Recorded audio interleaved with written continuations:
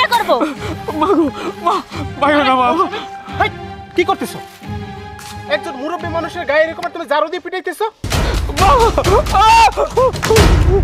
আরে ভাই, আপনি কি মানুষ নাকি জানোয়ার? বাড়িতে বউ সে থাকবে, সে কোথাও চলে যাবে না। অফিস আদালত সবকিছু বন্ধ করে তুই বউ নিয়ে পড়ে আছিস কেন বলতো? মা, ওর মন খারাপ।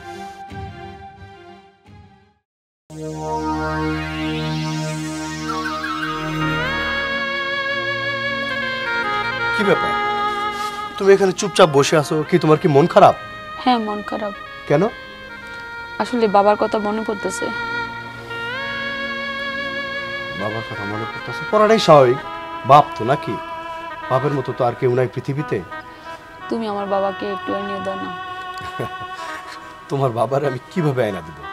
তারে যে আমি খুঁজে বের করব সেটাও আমার পক্ষে সম্ভব না, কারণ তোমার বাবার আমি কোনোদিন দেখি নাই। সে কি লম্বা নাকি খাটো, ফর্সা না কালো, আমি তো তারে দেখি নাই। তাছাড়া যদি তার একটা ছবি দিতে পারতা তাইলে না আমি একটু চেষ্টা করতাম, ছবিটা নিয়ে ঘুরে ঘুরে দেখতাম, খুঁজতাম। কিন্তু তোমার বাবার তো আমি কোনোদিন দেখি নাই। তুমি কি বলতে পারবা তোমার বাবার মানে বডি স্ট্রাকচার বা তার গঠন একটু বললে যদি পারো তাহলে আমি হয়তো চেষ্টা করবো। না, আমি বলতে পারবো না, অনেক ছোটবেলা বাবা চলে গেছে।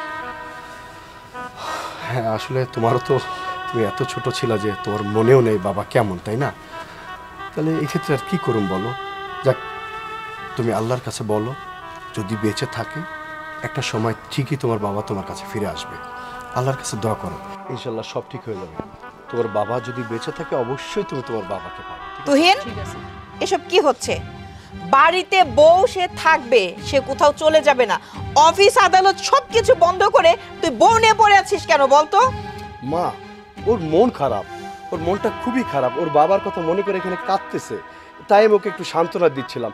তুমি না আমি কেমন বুঝি না মা, তুমি তো আগে এমন ছিল না, তুমি এমন হইলা কেন? তুমি ওর বাপ নাই, ওর বাপ মা নাই, ও মন খারাপ করে, তা তুমি ওর একটু বুঝাইবা না? শোন বাবা, তুই আমাকে বুঝাইতে আসিস না। আমি যথেষ্ট পরিমাণে বুঝি, আমি বৌমাকেও বুঝাই। আচ্ছা, ওর বাবা হারাই গেছে। ওর বাবা যদি মনে কর বাইচে থাকতো এতদিন, তাইলে অবশ্যই খুঁজতে খুঁজতে চলে আসতো। আর ওর বাবা হারাই গেছে, ওকে তুই কোথায় খুঁজে পাবি? আর বৌমা, তোমাকেও বলি, এখন তুমি তোমার বাবার বাড়িতে না, শ্বশুর বাড়িতে আছো। শ্বশুর বাড়ির সংসারে কাজ কাম কিছু আছে, সারাক্ষণ ওই স্বামীর সাথে বসে বসে গল্প করলে হবে না, আর বাবার জন্য মন খারাপ করলেও হবে না। ওহ মা, তুমি ওর ফিলিংসটা বুঝতেছো না মা। ওর বাবা হারিয়ে গেছে মা, আমি জানি যার বাবা না থাকে তার কতটা কষ্ট লাগে। বাবার অভাবটা পৃথিবীর কেউ কিন্তু পূরণ করতে পারে না মা। আমি কিন্তু বাবার কথা মাঝে মাঝে মনে করে কাঁদি। তুমি আসো বলে হয়তো সেটা আমি তোমাকে বুঝাই না, কিন্তু আমার কি কষ্ট লাগে না? তাই ওর মনটা খারাপ, ওকে একটু বুঝাও মা, বোঝানোর চেষ্টা করো মা। আমি তোমাকে কিভাবে বলবো বাবা যে কি জিনিস। তুহিন, তুই তোর বোর ফিলিংস বুঝতে পারছিস না, আমি বুঝি না। শোন, আমি তোর কখনোই বাবার অভাব মায়ের অভাব বুঝতে দেই নাই। তোর বাবা মারা যাওয়ার পরে কি আমি এক হাতে তোকে মানুষ করেছি না, এই সংসারটা ধরে রেখেছি না? শোন, আমার ভিতরে না কখনো আবেগ কাজ করে না, কারণ আবেগ যদি কাজ করতো তাহলে আমি তোকে এত বড় করতে পারতাম না, লেখাপড়া শিখাইতে পারতাম না, এই সংসারটাকে শক্ত হাতে ধরতে পারতাম না। আর বৌমা, তোমাকে বলি, তুমি এই বাড়ির বউ, তোমার এখন উচিত এই সংসারটা বুঝে নেওয়া। আমি আর কতদিন বইবো বলো তো? আমার ছেলেটাকে বিয়ে করিয়েছি, এই বাড়ির সম্পূর্ণ দায়িত্ব আমি তার হাতে তুলে দিব বলে। আর আমারও তো বয়স হয়েছে, আমি যদি এখনো এতদিন আমি আমার ছেলের জন্য চিন্তা করতাম, এই সংসারের জন্য চিন্তা করতাম, এখন তো দেখছি তোমাকে বিয়ে করে আনার পরে তোমার জন্য আমার আলাদাভাবে চিন্তা করতে হচ্ছে। কারণ তুমি তোমার সেই পাস্ট নিয়েই পড়ে আছো। তোমার বাবা মা ভাই বোন কেউই তো এই দুনিয়াতে নেই, তাহলে তাদের চিন্তা করে লাভটা কি বলো? শুনো, এই জন্য বলি সবকিছু ছেড়ে দাও চিন্তা ভাবনা, এখন এই সংসারটা তোমার। আমি তোমার মা, শাশুড়ি বলে কি মা বলে ভাবা যায় না, বাবা বলে ভাবা যায় না? আমার ছেলে যেরকম আমাকে মা বাবা দুটাই ভাবে, তুমিও ভাবো না?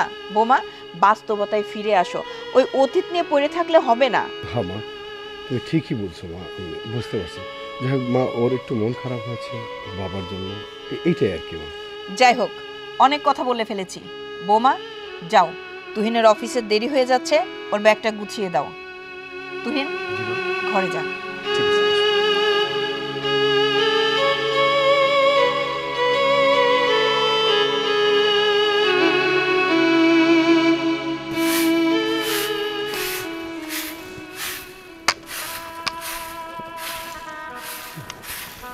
মাগো মা, সারাদিন হাইটে আমার খুব খিদা লাগছে, তুমি আমার একটু খাইতে দিবা? খাবার দিব মানে? এই ফকিরের বাচ্চা, তোর লাগে কি আমি খাবার রান্না করে রেখে দিছি? মাগো, আমার জন্য রান্না থুইছো এটা তো কই নাই। তোমরা যে খাবার নিয়ে রাঁধছো ওইখান থেকে আমার অল্প করে একটু খাবার দাও। আমি না খিদার জ্বালা সহ্য করতে পারতাছি না। না খাইতে পাই মইরা যা, কোনো খাবার নাই। আম্মা কুম্মি গুন্নি এসব আইসা পড়ে। মাগো, আমার যদি খুব খিদা না লাগতো তাহলে তোমার এই কথা কইতাম না। তুমি দাও না মা, একটু পান্তা ভাত হইলেও আমার সমস্যা নেই, একটু পান্তা ভাত হইলেও দাও। এই হন, সকালবেলা কিন্তু আমার জামাইর লাগে ঝগড়া লাগছে, ওই রাগ কিন্তু এখন আমার মনের মধ্যে আছে। ওই রাগ জানে আমনের উপরে দেখান লাগে না। মাগো, তুমি এমন কথা কই না। আমি বুঝবার পারছি তোমার মনটা খারাপ, কিন্তু আমি আর হাট বাড়ি পারতাছি না খিদার জ্বালায়। দেও না আমার একটু খাবার। তুই ফকিরের বাচ্চা, তুই বুঝবি না রে, তোরা একদম জারো পিঠা করে বাড়ির দাবার করমু। মাগো, এইটা তুমি কি কথা কও? একজন ভিখারি রে মানুষ কোনোদিন ঝাড়া পেটা করে? তুমি তো জানো না মা, একটা মানুষ কত কষ্টে কত দুঃখে মানুষের কাছে হাত পাতে, তাগুলোকে খারাপ ব্যবহার করতে নাই মা, আল্লাহ নারাজ হইব। ফকিরের বাচ্চা সকালবেলা আইসা আমার মাথাটা গরম করছে, গেলি না ঝাঁটা পিঠা করবো। মাগো, মা বাইরে না মা। হাই, কি করতেছো? একজন মুরব্বী মানুষের গায়ে এরকম তুমি ঝাড়ু দিয়ে পিটাইতেছো? বাবা আপনি লাগে নাই তো? না বাবা, আমরা তো ফকির মানুষ, আমাকে কেমনে লাগবো? রাস্তাঘাটে কতজনই তো এমনি আমাকে মারধর করে, এই মায়ের খাইতে খাইতে আমাকে সহ্য হয়ে গেছে গা। এখন আর কেউ মারলে ওই মায়ের ব্যথা পাই না। দাঁড়ান বাবা। মৌসুমী, তুমি চাচারে মারতেছো কেন?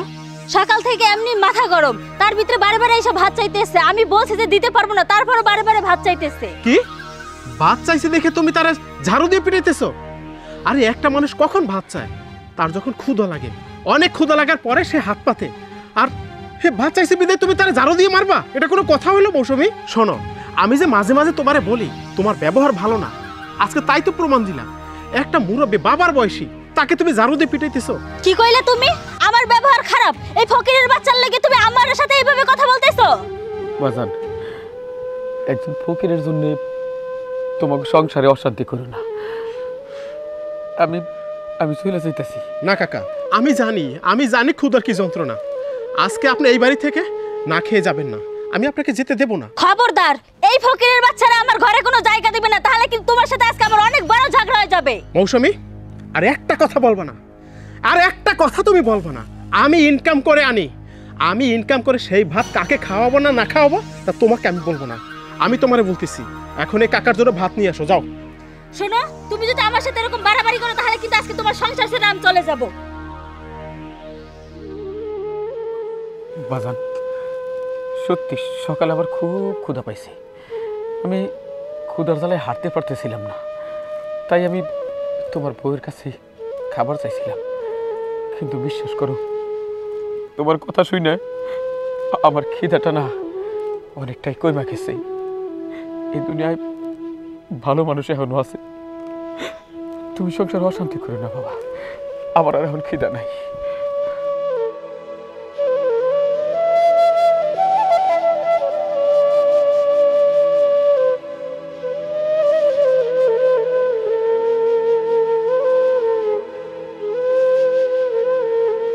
কবরে রাজাবের কথা মানুষ যদি জানিত, ঘর বাড়ি সারিয়া পাগল সাজিত।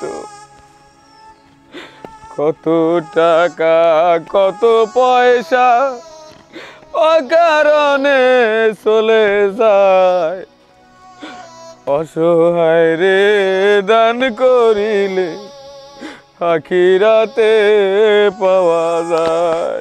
অল্প কিছু দান করো বাজান, আমার কিছু ভিক্ষা দাও।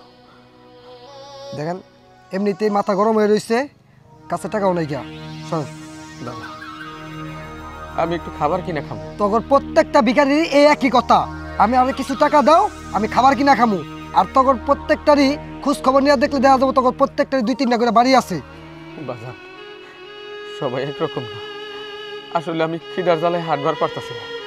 তাইলে তুমি একটা দোকান থেকে আমার একটা রুটি কিনে দাও, আমি খাই, একটু পানি খাই। দেখ এমনিতে মাথা মাথা গরম আছে, যা তো ভাই যা, এখন আমার কাছে টাকা পয়সা কিচ্ছু নাই, যা। বাজান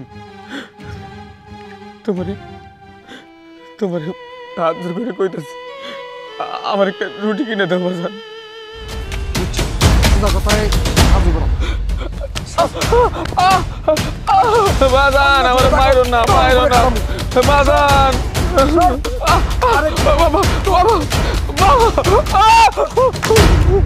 আরে ভাই, আপনি কি মানুষ নাকি জানোয়ার? আরে এই মিয়া, আপনার কি আকল জ্ঞান নাই? একটা ভিক্ষুক মানুষ, আপনি ভিক্ষা দিবেন না ঠিক আছে, তাই বলে এই লোকটার মারবেন? আহা আরে মুরব্বী মানুষ, কয়দিন ধরে যে না খাওয়া রয়েছে, আপনার কি বুদ্ধি শুদ্ধি আল্লাহ কিচ্ছু দেয় নাই? এই মিয়া, আপনি কে? আপনার কি সমস্যা? আমার কোনো সমস্যা না, লোকটা ভিক্ষুক মানুষ, আপনার কাছে হয়তো ভিক্ষা চাইছে, না দিলে না দিবেন, তাই বলে লোকটা মারবেন? এরকম বয়স্ক লোকের মানুষ মারে? আপনার কি মায়া দেয় নাই? আল্লাহ কি আপনার ভিতরে কোনো মায়া দেয় নাই? দরদ উতলাই উঠছে। যদি আপনারা তুই খাওয়ানোর ইচ্ছা থাকে তাহলে বাড়িতে নিয়ে যায় খাওয়ান গা। হ্যাঁ, আমি খাওয়াবো না, আমি কি করুম এটা আমার ব্যাপার, আপনি জান মিয়া। দাতা হাতেম তাই ফালতু লক্ষণ আনকে। বাবা চলেন আমার বাসায়, আপনি চলেন।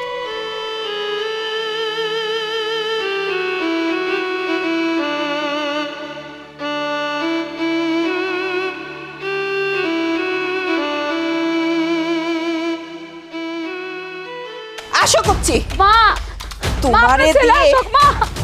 ছেলে এসে কি করবে? হ্যাঁ, আমার ছেলে এসে কি করবে? শোনো, তুমি এই সংসারে থাকার মতন মেয়ে না, তোমার দ্বারা এই সংসার হবে না। এই আমি আমার ছেলেরে বিয়ে দিছি এই সংসারটাকে হাতে বোঝাই দেওয়ার জন্য। তুমি একটা বউ, কোনো কাজ কাম পারো না, তুমি বের হয়ে যাও।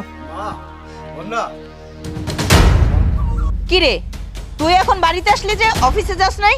আর এটাকে এই পাগল ছাগলকে কোত্থেকে ধরে নিয়ে আসলি? হ্যাঁ মা, অফিসে গিয়েছিলাম, অফিসে ফেরার পথে এই লোকটা ক্ষুধার্ত ছিল, একজনের কাছে উনি খাবার চাইছে, খাবার তো দেয়ই নেই মা, উল্টা মারধর শুরু করছে।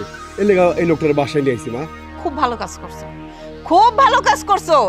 এক পাগল নিয়েই আমি বাঁচতেছি না, তুমি আবার আর এক পাগল রে ধরে নিয়ে আসলা। আচ্ছা মাগো, তোমার আমার খুব চেনা চেনা মনে হইতেছে। তুমি কেরা? আমার মনে হইতেছে অনেকদিন আগে তোমার আমি দেখছি। তুমি কেরা কত? চাচা, ও হচ্ছে আমার বউ, ওর নাম হচ্ছে বন্যা।